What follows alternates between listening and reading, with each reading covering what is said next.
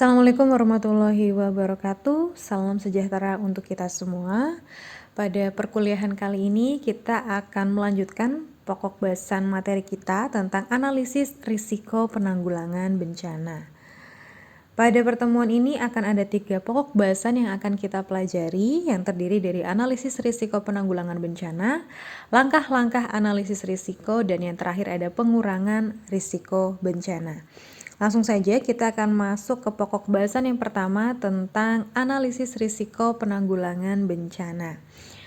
Jadi manajemen risiko bencana merupakan sebuah proses melakukan upaya identifikasi, analisis, dan kuantifikasi terkait kemungkinan atau kebolehjadian kerugian atau yang sering disebut dengan probability of losses, agar kemungkinan kerugian yang akan terjadi itu bisa digunakan untuk mengambil tindakan pencegahan, mitigasi, maupun pemulihan. Jadi manajemen risiko bencana itu adalah kita melakukan upaya-upaya pencegahan, ya, kemudian mitigasi ataupun pemulihan terkait kemungkinan yang akan terjadi dari kerugian adanya bencana dengan cara mengidentifikasi, menganalisis, dan mengkuantifikasi kemungkinan kerugian tersebut.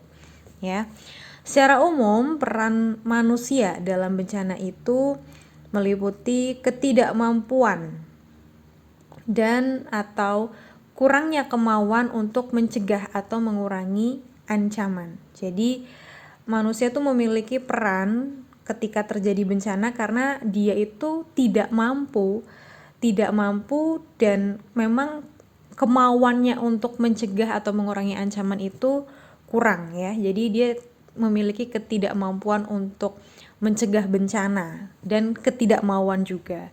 Kemudian berikutnya ada ketidakmampuan dan atau kurangnya kemauan untuk menghilangkan atau mengurangi kerentanan.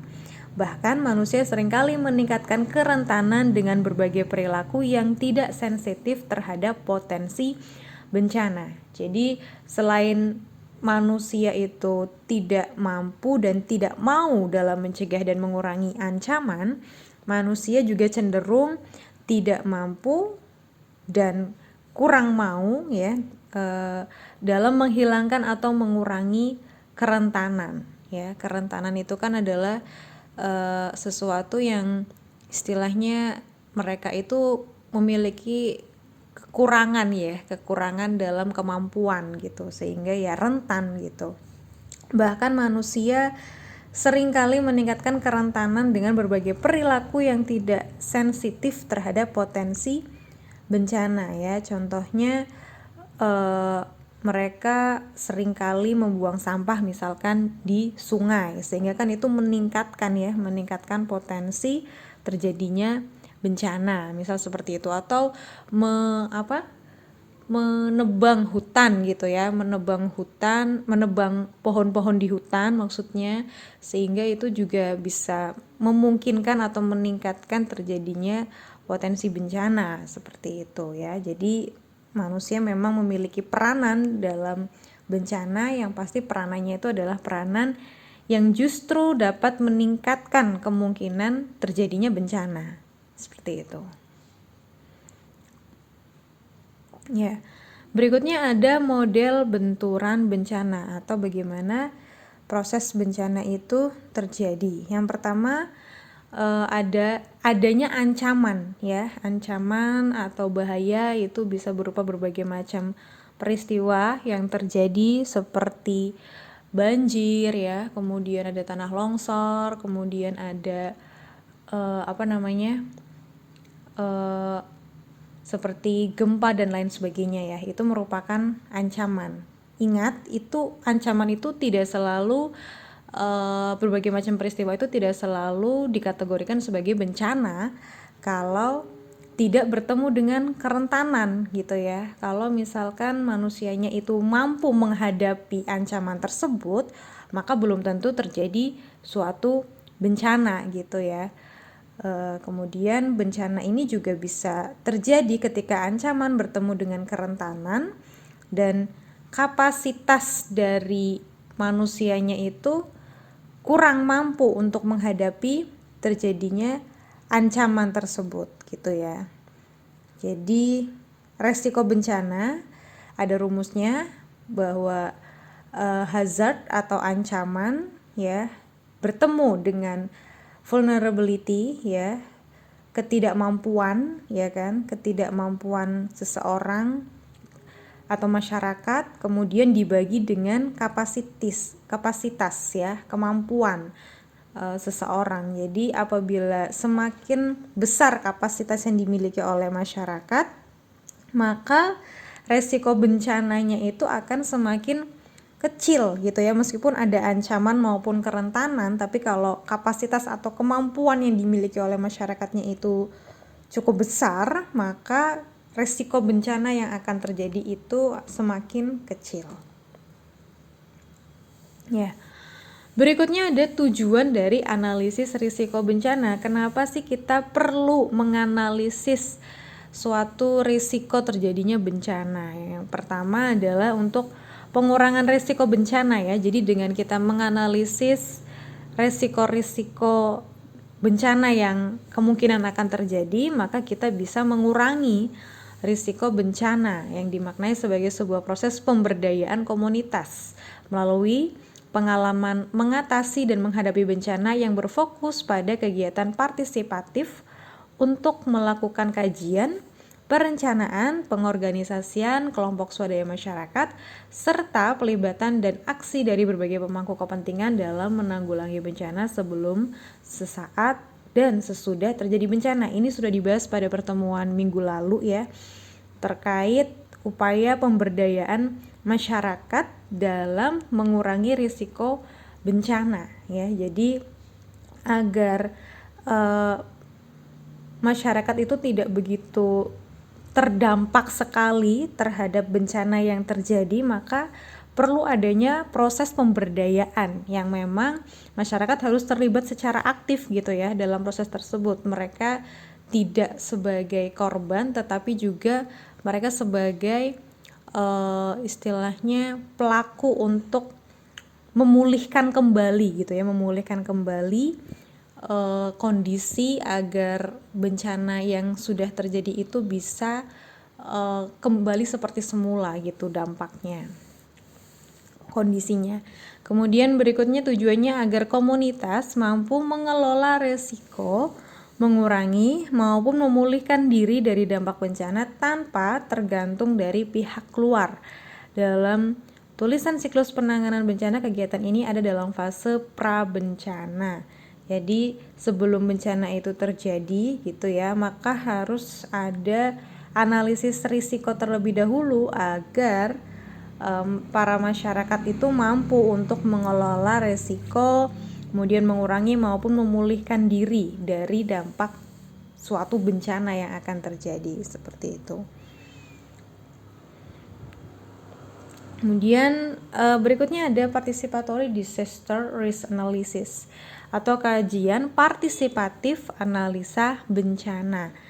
Jadi tadi ya partisipatif analisa bencana tuh masih ada kaitannya dengan proses pemberdayaan masyarakat, di mana untuk dapat membuat masyarakat itu memiliki kemampuan dalam menghadapi bencana atau menanggulangi bencana itu perlu peranan aktif dari masyarakat. Maka upaya-upaya yang dilakukan dalam kajian partisipatif analisa bencana yang pertama adalah melakukan koordinasi awal dalam rangka membangun pemahaman bersama tentang rencana kegiatan kajian kebencanaan. Ini pastinya koordinasi itu bisa dilakukan antara pemangku wilayah ya dengan misalkan BNPB misalkan, seperti itu ya.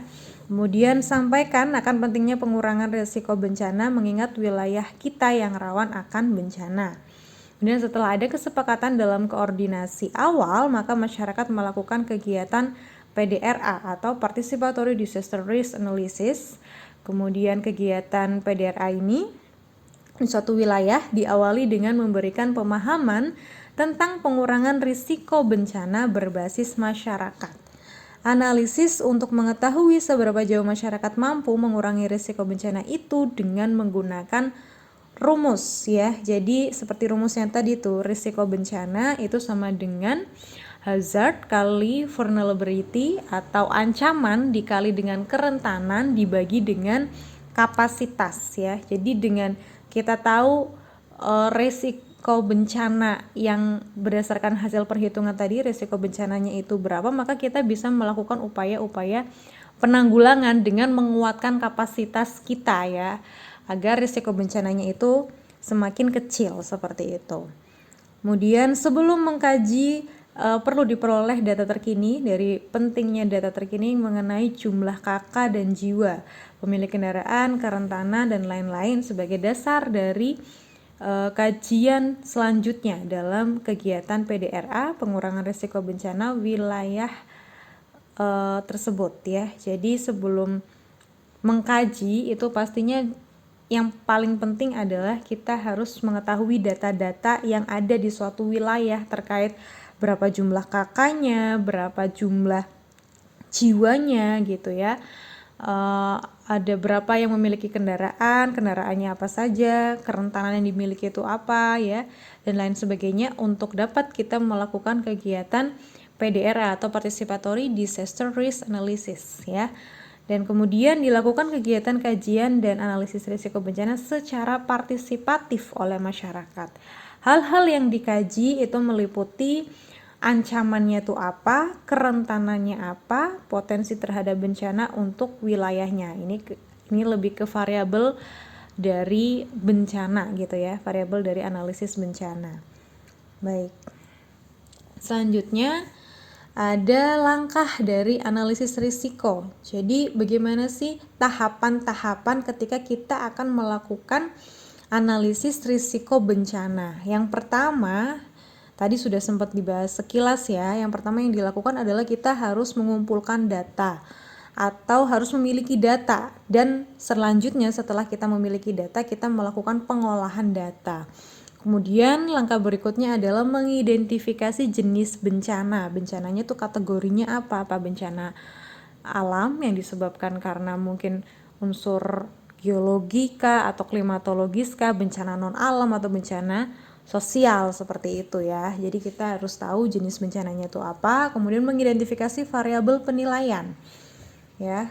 Kemudian cara analisis risiko, pembuatan peta risiko bencana manual dan peta digitasi dengan pemanfaatan sistem informasi geografis atau SIG seperti itu. Ini adalah tahapan-tahapannya dan kita akan bahas satu persatu nih tahapan tersebut ya. Yang pertama tadi ada pengumpulan dan pengolahan data. Jadi penting banget yang namanya data itu harus dimiliki ya dalam mau melakukan kegiatan apapun, termasuk salah satunya adalah menganalisis risiko bencana. Kita harus memiliki data. Nah, data yang dikumpulkan itu dalam rangka atau tujuannya adalah untuk menganalisis risiko bencana, baik berupa data manajemen, peraturan pendukung, sistem peringatan dini, sistem pembiayaan, rencana, penanganan, dan lain sebagainya. Kemudian data ini dapat berupa data primer maupun sekunder yang diperoleh secara lintas program atau sektor ya. Jadi kalau data primer itu benar-benar data yang didapatkan secara langsung di lapangan, sedangkan sekunder itu data-data yang didapatkan dari berbagai macam laporan seperti itu ya. Kemudian ini ada berbagai macam contoh data yang bisa digunakan untuk menganalisis risiko bencana. Yang pertama adalah inventarisasi ancaman atau bahaya menurut wilayah. Seperti biasanya di wilayah itu ada peristiwa apa sih yang mungkin terjadi, misalkan ada sungai, berarti ada kemungkinan banjir gitu ya, ancaman banjir, kemudian tanah longsor, gempa bumi, konflik sosial, dan lain sebagainya. Itu terkait ancaman atau bahaya. Kemudian terkait kerentanan ya, kerentanan itu data-datanya biasanya berupa data-data demografi ya, dari jumlah penduduk, kelompok yang rentan ya, dari jumlah penduduk, kemudian kelompok yang rentan tuh usia berapa dan berapa, itu kan kita bisa tahu gambaran kelompok yang rentan tuh ada berapa jumlahnya. Kemudian ketersediaan sarana dan prasarana kesehatan ya, rumah sakit, puskesmas, puskesmas pembantu dan mobil ambulans. Ini juga penting untuk diketahui. Kalau misalkan sarana dan prasarana kesehatannya kurang mendukung, berarti kerentanannya cukup tinggi gitu kan. Kemudian ada ketersediaan tenaga kesehatan. Apakah di wilayah tersebut ada dokternya, perawat atau bidan gitu ya di layanan kesehatan gitu, atau mungkin ada masyarakat sekitar yang memang berprofesi sebagai dokter, perawat ataupun bidan sebagai tenaga kesehatan ya. Kemudian ada data cakupan dari pelayanan kesehatan seperti imunisasi, kemudian kesehatan ibu dan anak dan gizi ya. Ini data ini juga penting untuk diketahui ketika kita ingin menganalisis risiko bencana ya. Kemudian setelah datanya itu dimiliki, maka dilakukan pengolahan data ya, bisa diolah dengan menggunakan berbagai macam software, terus dihasilkan datanya itu seperti apa, baik berupa tabel maupun grafik gitu misalkan ya. Nah, kemudian tahapan yang perlu dilakukan untuk melakukan analisis risiko yaitu penentuan unit analisis dan skala peta, akuisisi data dasar dan data tematik utama terkait ancaman, kerentanan, dan kapasitas, identifikasi elemen-elemen kerentanan dan kapasitas sesuai dengan jenis ancaman yang akan dipetakan, pembuatan matriks penilaian risiko, scoring, pembuatan peta komponen-komponen kerentanan dan kapasitas, pembuatan peta kerentanan, pembuatan peta risiko bencana, pembuatan peta multi risiko, dan penyusunan rencana aksi. Ini tahapan seperti yang sudah dijelaskan di penjelasan sebelumnya tadi ya, sebelum pengolahan data.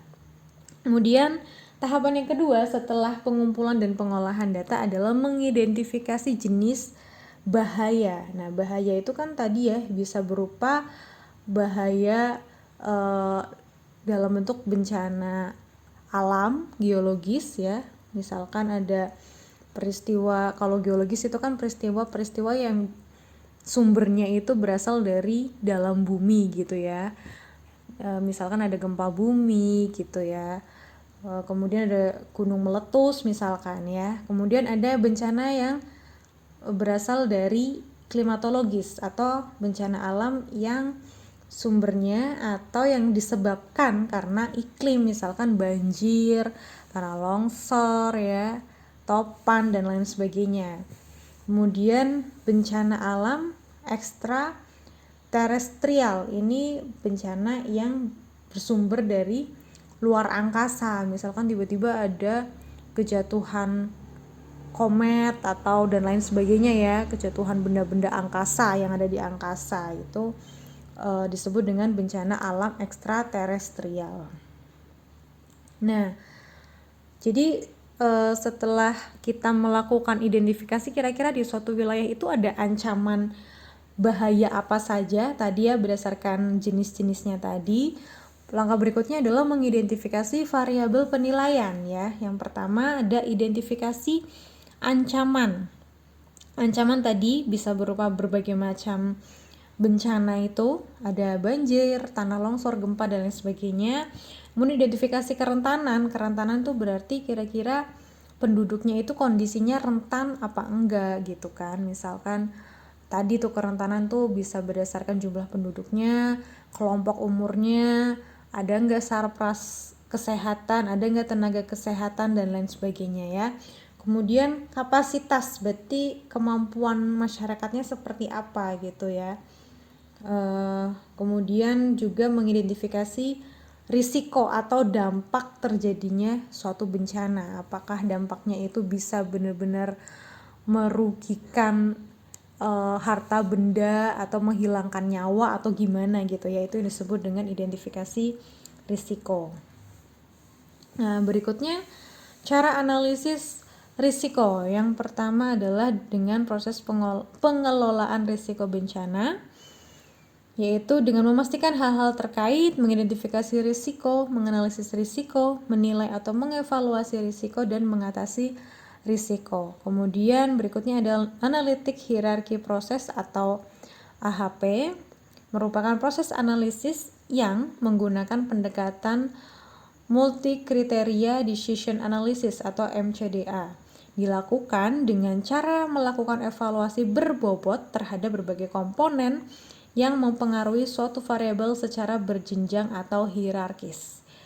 Kemudian memberi penilaian ya, kalau di tahapan AHP itu nanti akan ada contohnya, tabelnya ya, di slide berikutnya. Nah ini, membuat matrik penilaian bencana ya, tadi yang dimaksud dengan AHP itu ya, contohnya seperti ini. Jadi ada variabel ya, variabelnya bisa, yang pertama bisa dikategorikan menjadi bahaya, kerentanan, manajemen gitu ya. Atau kalau misalkan mau variabel lain ditambahkan juga bisa, seperti kapasitas, risiko, itu juga bisa ditambahkan. Ini sebagai contoh aja ya.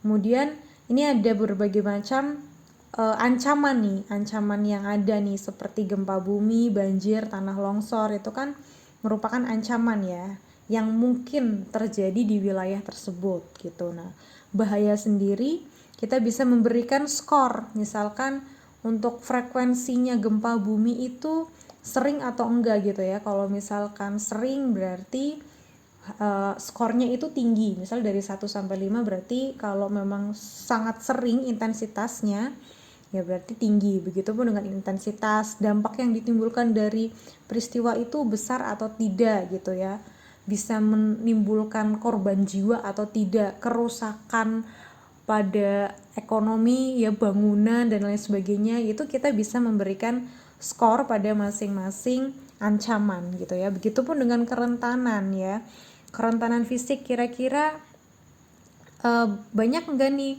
penduduk yang secara fisik tuh rentan gitu ya, mungkin dari sisi usianya gitu ya, dari sisi kesehatannya rentan atau tidak nih terhadap bencana gempa bumi. Kalau ada bencana gempa bumi, secara fisik mereka rentan atau tidak. Kemudian secara sosial bagaimana gitu ya kerentanannya, itu bisa diberikan skor. Begitupun secara ekonomi, kalau ada peristiwa tersebut mereka rentan atau tidak gitu. Kemudian manajemen ya, ada tidak kebijakan yang menaungi bencana seperti gempa bumi, kemudian banjir maupun tanah longsor, terus kesiapsiagaannya bagaimana. Nah, kemudian diberikan skornya di jumlah ya.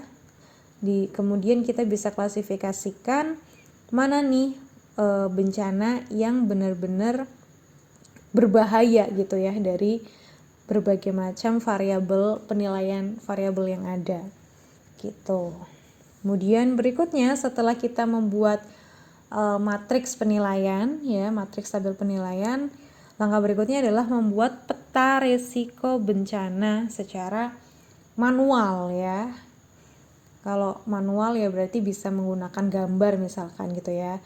Petanya bisa berupa peta desa, kemudian bisa berupa peta ancamannya itu apa aja, kapasitas masyarakatnya bagaimana, kemudian evakuasinya itu ada di mana, kemudian bisa berupa simbol-simbol juga. Nah, tahap membuat peta, menggambar peta dasar, menggambar daerah, jalan dan sungai, memberikan tanda pada lokasi sarana penting ya, misalkan sekolah, kemudian ada misalkan layanan kesehatan, dan masjid dan lain sebagainya. Kemudian menentukan daerah rawan bencana ya. Kemudian memberikan tanda pada perumahan atau kawasan permukiman, memberikan tanda lokasi lahan, keterangan tambahan, daerah pengungsian, langkah terakhir pembuatan peta, ancaman bencana desa, kapasitas warga, jalur warga, dan ada simbol maupun tanda. Oke, ini adalah pembuatan peta secara manual ya. Sedangkan satunya lagi itu pembuatan peta berdasarkan sebuah software, yaitu SIG gitu ya, Sistem Informasi Geografis. Nah, ini merupakan suatu sistem dari komputer yang mempunyai 4 kemampuan dalam menangani data yang bereferensi geografis, yaitu pemasukan data, manajemen data, analisis dan manipulasi data, serta keluaran data. Data geografis umumnya disajikan berupa peta yang terdiri atas sekumpulan titik, garis, dan luasan area. Pastinya kalau menggunakan SIG ini lebih canggih lagi ya daripada manual gitu ya, sehingga harapannya sih kalau mau membuat peta ya menggunakan software ini SIG agar lebih jelas gitu ya petanya, agar benar-benar lebih detail juga gitu tampilannya.